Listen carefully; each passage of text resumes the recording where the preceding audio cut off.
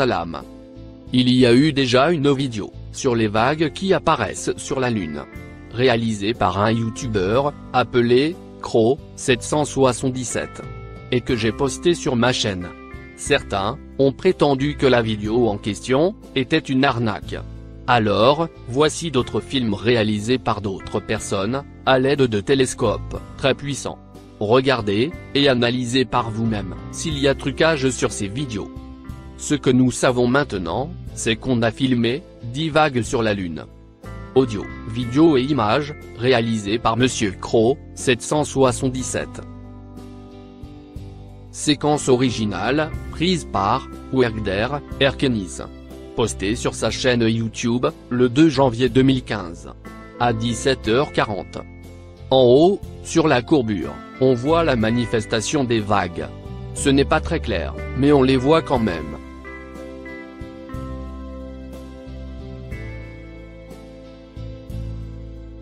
S'il vous plaît, faites un tour sur ces chaînes, dont les noms figurent en dessous.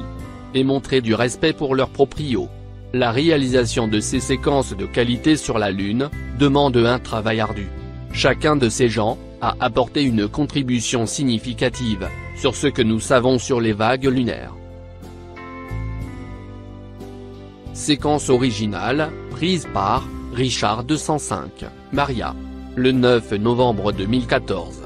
Une date encodée, le 11 septembre 2014. À 11h36. Ici, on voit bien la vague qui descend.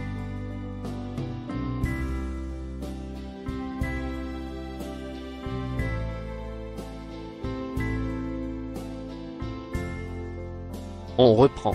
Regardez bien. La voici.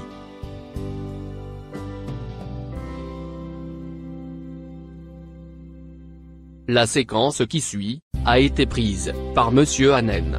Postée le 15/06/2013. La numérologie de cette date donne 666. Sur sa chaîne, il écrit le commentaire suivant sur la vidéo. Nous avons pour la première fois utilisé un télescope de 254 mm. La vague s'est manifestée à -3,13. Désolé chers amis, je ne sais pas ce que signifie cet indice 3,13. Le travail de Hanen est semblable à celui de Bill Braizens, que nous apprécions tous. Ils veulent dire que les vidéos des deux chercheurs montrent les mêmes vagues sur la Lune.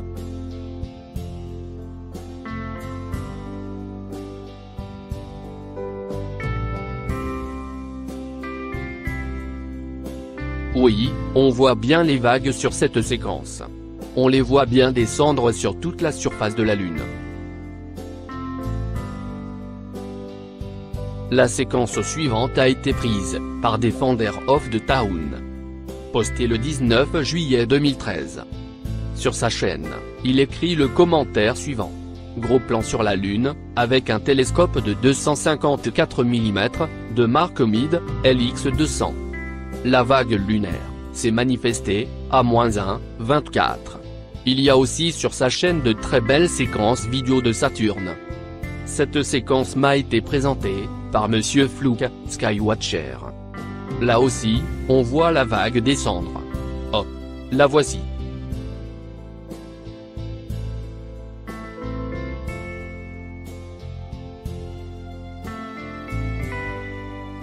Vague lunaire filmée par Gustave, en Allemagne le 7 juillet 2014. Prise avec une caméra PowerShot.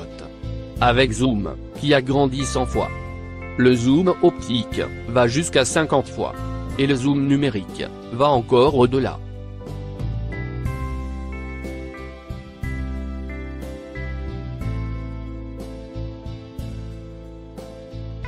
La flèche rouge indique les vagues lunaires.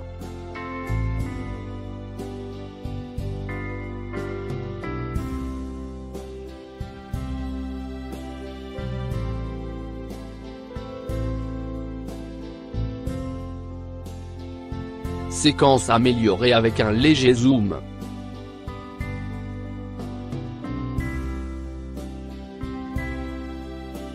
Oui, on voit les vagues sur ces images.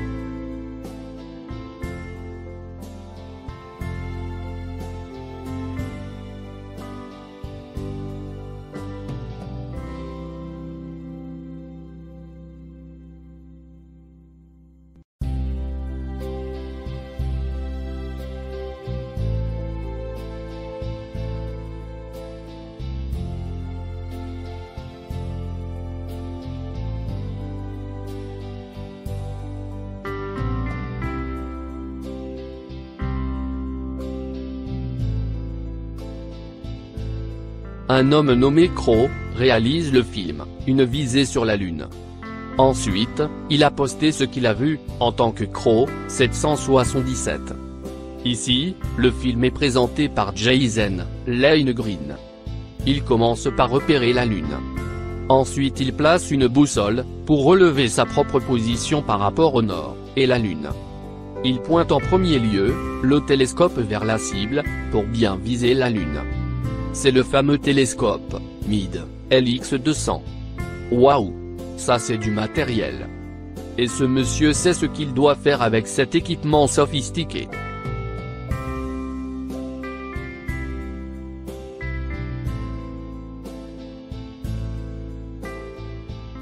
Il emboîte sa caméra sur un télescope.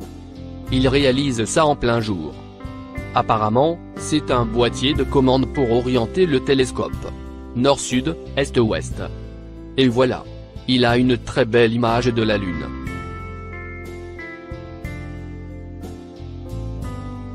Il démarre l'enregistrement. On voit même les oiseaux qui coupent la ligne de mire.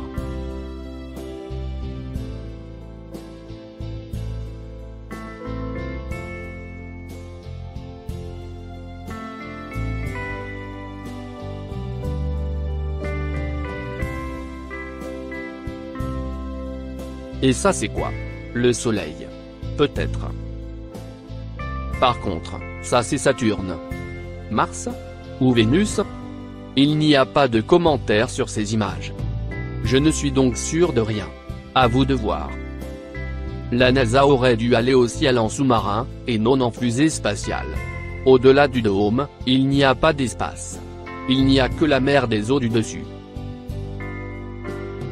C'est Crow qui se moque de la NASA.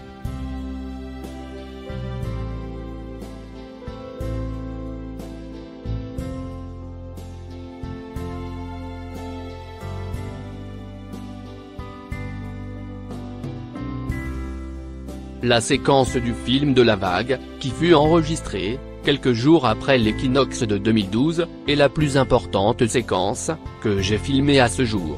Si ce n'était cette séquence, toutes les autres vagues, enregistrées, seraient facilement rejetées par ceux, qui argumentent contre la réalité de ce film. Et voici pourquoi c'est important. Regardez. C'est la plus évidente de toutes. Il a fallu des centaines d'heures, à des gens qualifiés, pour vérifier ce clip. Ce sera donc la dernière fois, que je démontre la preuve suivante. Cette preuve est au-dessus de tout argument. Et doit être reconnue comme telle. Et tous ces gens qui argumentent, doivent comprendre, que l'explication du mal fonctionnement de mon équipement, avancé par les opposants, n'est pas possible. Attention. La vague est juste sortie du cadre. Elle va être maintenant récupérée dans le panorama de la caméra.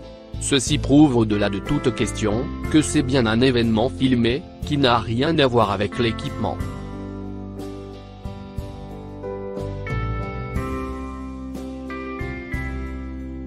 Encore une dernière fois. Tout ce qu'on peut savoir sur les objets célestes, quand on regarde à travers le ciel, c'est de dire que ce sont des lumières. On voit ici, Jupiter et ses lumières. Des luminaires, que la NASA appelle satellites. Les deux images d'en bas, montrent des luminaires proches du Soleil, durant une éclipse solaire totale.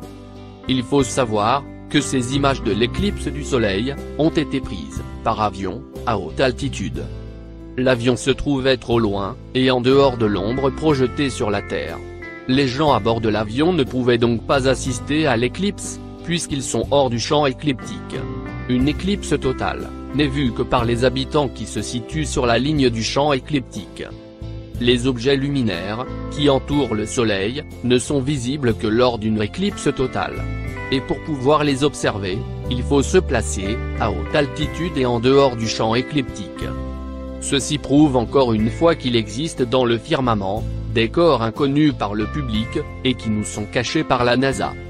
Il est donc possible, que les éclipses solaires, sont dues à ces corps. Et non à la Lune. Il n'existe pas d'éclipse solaire, Soleil-Lune. D'ailleurs, on n'a jamais vu la Lune se rapprocher progressivement du Soleil, durant les éclipses. À travers l'histoire des éclipses, Plusieurs témoignages affirment que durant les éclipses solaires, la Lune se trouvait à chaque fois à des milliers de kilomètres du Soleil.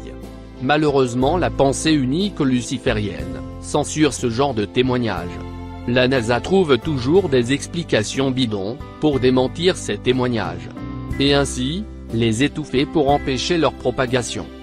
L'objet que vous voyez en face du Soleil est celui qui provoque l'éclipse. Les habitants de la Terre, qui sont sur la même ligne qui oppose ce corps au Soleil, seront dans la nuit totale durant 8 minutes environ. C'est-à-dire le temps que mettra le Soleil pour se déplacer sur le côté, et ainsi sortir de la jonction de l'objet. Voilà donc, c'est tout ce que j'avais à vous dire sur les vagues et les éclipses. Il est vrai qu'on ne sait pas encore tout sur le comportement phénoménal de la Lune et du Soleil. Il nous reste encore beaucoup de choses à apprendre sur le modèle Terre plane. Mais ça viendra Inch'Allah, pour celui qui sait patienter.